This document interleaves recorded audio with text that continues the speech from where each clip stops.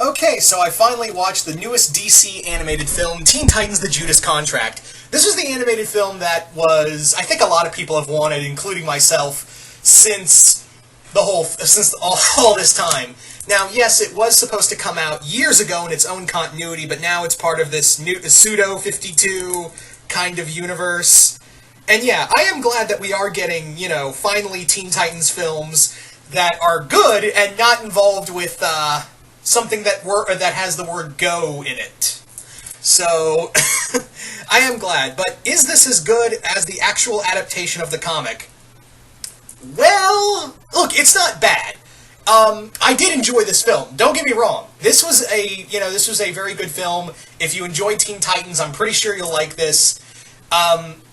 But this isn't the perfect adaptation of probably the best known and probably, the greatest, one of, if not the greatest Teen Titan comics of all time. Because when you think of Teen Titans, you think of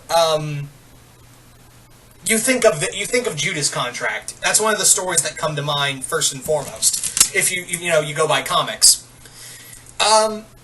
But this movie, I like how this follows, just the Teen Titans. We finally got something that isn't Batman or Justice League in this new continuity, and it's actually really good. And was it absolutely perfect? No, there are some flaws, but then again, every DC film that has so far come out has had its flaws. But they're getting better. They're getting a lot better. So yeah. Now, if you know the story, if you don't, let me tell you to you right now. So the story is that basically Deathstroke has gotten Terra, who has been a Titan for a year, and has basically infiltrated the team, and she's a mole that turns on the Teen Titans, and they are left defenseless, and it's up to Nightwing to save them. This was actually in the original comic. This is how Dick Grayson went from Robin to Nightwing, kinda. But anyway, let's talk about this movie.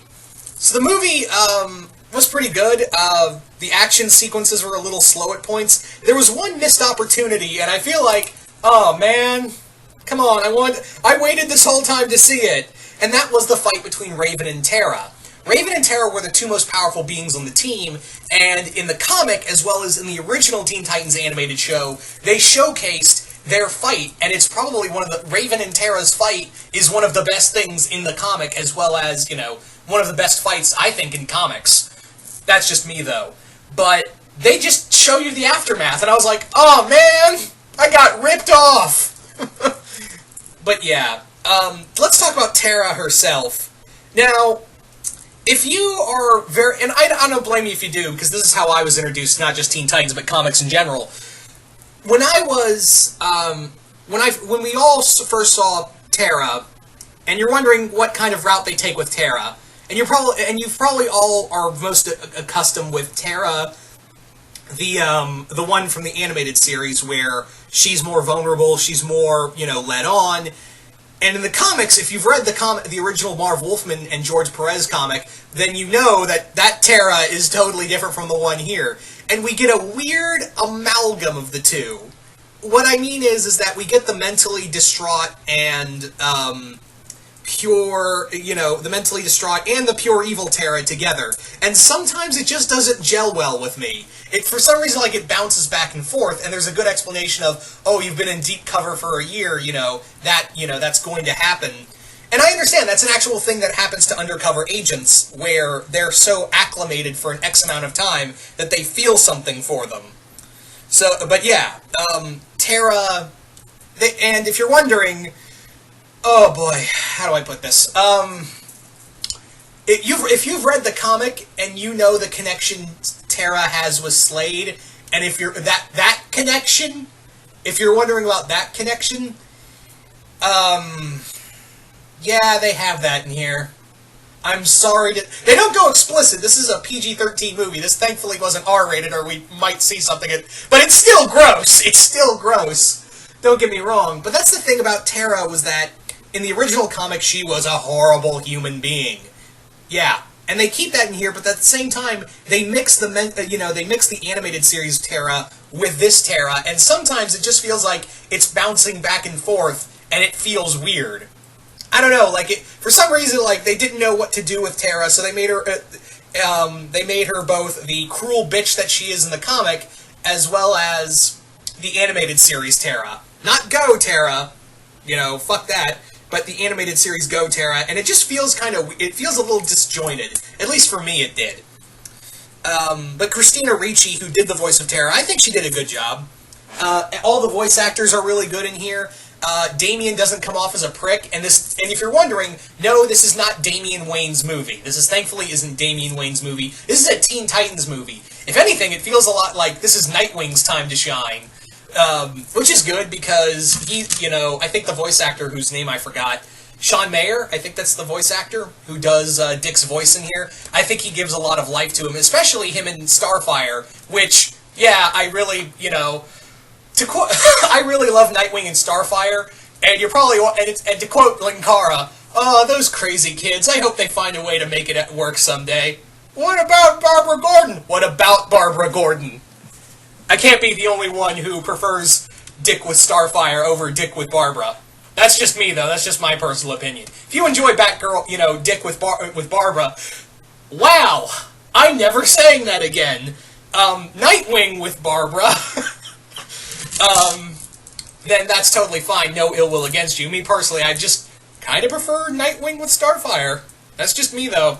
But anyway, getting back to this. So, yeah, there's some great chemistry between Starfire and Dick Grayson. I also love how, at this point, even DC ships Nightwing with Starfire. Because here's the thing, and I talked about this with my friend Red Leader and Tilly's, where it feels like whenever Starfire and Robin and Dick Grayson get together, it's always like, there's always hope there that they could always get together. But with Barbara and Dick Grayson, it's more like, yeah, these two are just so fucking dysfunctional for one another. Anyway, getting back to this. Again, Damian's in here, and Deathstroke's back. They just make a throwaway line of, and yes, this does follow some continuity with Son of Batman, unfortunately, but it just says, oh, you were brought back by a Lazarus Pit. Okay, moving on. And there's just some weird... And also, Miguel Ferrer, who does the voice of Deathstroke, unfortunately, this was his final... This was one of the final things he did before he tragically passed away this year. And I think he did a good job. There were some moments where it did feel like it was like something... Yeah, Slade wouldn't say that. Where, Slade has a moment where he goes, after you all die, I'm going to have waffles after this. I was like... I know they made it in the they delivered it in a way Slade Wilson would do it, would say it, but it still felt like that would be, that doesn't sound like Slade Wilson, that sounds more like Wade Wilson. You know what I mean? There are just some lines in here that just made me go, it doesn't sound like Slade. But, yeah. Raven's pretty good, Raven's excellent in here. I love the underlying story arc with Jaime, because Jaime has been separated from his family for nearly 2 years, and now, now he's starting to feel very lonely. The Scarab is acting up, and I love that he's just like, yeah, just because we're here, just because we put on capes and tights, doesn't mean we can just help people as civilians. So I love the underarching story with him, and it's a lot of fun to see, Blue Beetle out in action. The Brother Blood storyline, the main storyline involving Brother Blood, it's kind of weird because the whole thing is he wants to absorb all the Titans' powers to become a god. And at the same time, I'm thinking, dude, just throwing this out here, why the Titans? I'm just curious, why the Titans of all people? Because they're all kids, and you have if this machine can absorb powers and allow them to let you use them in multiple forms, why not use this on the Justice League? I mean, Superman powers alone, but you add, Wonder Woman's and, Green Lantern, you add Shazam, all of them. Why the Titans? I never got that. I didn't get that, of why... If they explain, if he tried using the Justice League's power to overwhelm him, that's why he's using the Titans. And also, why did he need to absorb Damian's powers? He didn't have any. I guess his skill? I don't know. There's also Kevin Smith. I don't know why he's here. Yeah, Kevin Smith shows up as himself, which was weird. We also have something that made me just so excited. One, we get to see the original Teen Titans of this universe, which is Speedy, Wally, Dick, Beast Boy, and Bumblebee. And it's also really good because Wally and Speedy are voiced by their Young Justice, Jason Spizak and Crispin Freeman, who voiced them in Young Justice. So it took me a moment to go, oh my god, Young Justice reference for the win. And at the end, Donna freaking Troy shows up. And the moment when they talk about New Girl, I was like, New Girl? They don't mean Donna! Let's hope they keep your storyline consistent. And, of course, there is an after-credit scene involving Jericho, who they kill off just out of nowhere, and then he's suddenly back. So I don't know if they're going to do, that kind of, what kind of story they're going to do with Jericho. Also, but I'm really hoping, because they mention this a lot, of mentioning Blackfire, I really hope that the third movie will involve Jericho, but I'm hoping the big villain is Blackfire, and Starfire trying to, save Tamaran from itself.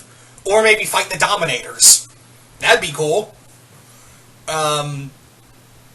Yeah, so I enjoyed this. This wasn't exactly a perfect movie. There are some flaws. Animation-wise, towards the end, it just feels like some of the animation feels a little off at places, especially towards the end. But, yeah, this was another solid movie. I don't know if I'd call this one of my favorite DC animated films, but I enjoyed it. The pacing felt right. It felt very well. Whereas Justice League vs. Teen Titans feel like it meandered a bit. This one felt a little more consistent. So, yeah, for all it's worth, I thought this was pretty good. So you guys comment below, let me know. What did you guys think of Justice League, Teen Titans, the Judas Contract? I'm sorry. Just comment below, let me know. Did you guys like it? Did you guys hate it? And, yeah, once again, hope y'all enjoyed this, and I will see you guys later.